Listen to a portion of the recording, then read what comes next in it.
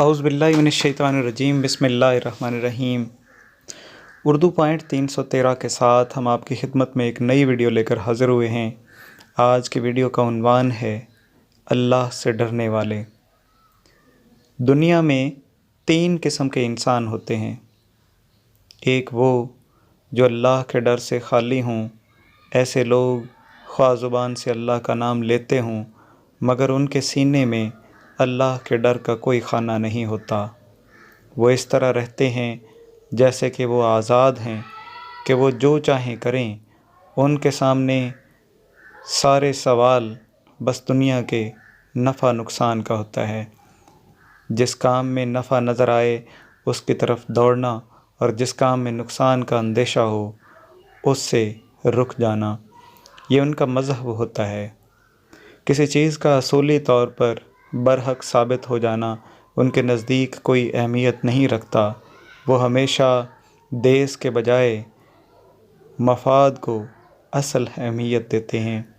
کوئی کام کرتے ہوئے وہ کبھی یہ نہیں سوچتے کہ اس معاملہ میں اللہ کی مرضی کیا ہے، یا یہ کہ وہ اللہ کے سامنے کیوں کر بری الذمہ ہو سکتے ہیں۔ وہ وہاں جھک جاتے ہیں جہاں ان کا نفس جھکنے کے لیے کہے، اور وہاں اکڑ جاتے ہیں جہاں ان کا نفس اکڑنے کی ترغیب دے۔ وہ اللہ سے بے خوف زندگی گزارتے ہیں، یہاں تک کہ اس دنیا سے چلے جاتے ہیں تاکہ اللہ کی عدالت میں حساب دینے کے لیے کھڑے کر دیے جائیں۔ دوسری قسم ان لوگوں کی ہے جن کے دل میں حرام و حلال کا لحاظ رہتا ہے۔ ان کو یہ خیال آتا ہے کہ مرنے کے بعد اللہ کے یہاں حساب کتاب کے لیے حاضر ہونا ہے۔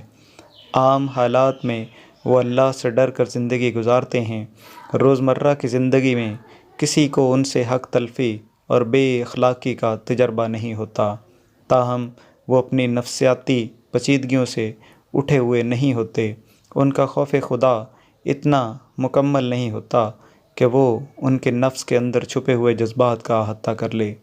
عام حالات میں وہ خدا ترس زندگی گزارتے ہیں، مگر جب کوئی غیر معمولی حالت پیش آئے تو اچانک وہ دوسری قسم کے انسان بن جاتے ہیں۔ کبھی کسی کی محبت کا لحاظ، کبھی کسی کے خلاف نفرت کا جذبہ، کبھی اپنے عزت کا سوال ان کے اوپر اس طرح غالب آتا ہے کہ ان کا خوف خدا ان کے نیچے دب کر رہ جاتا ہے۔ یہ عمل چونکہ اکثر غیر شعوری طور پر ہوتا ہے، اس لیے بہت کم ایسا ہوتا ہے کہ وہ اپنے اوپر اپنے نفس کے اس حملہ سے آگاہ ہوں اور اپنے آپ کو تھامتے ہوئے اپنے کو متقیانہ روش پر قائم رکھیں۔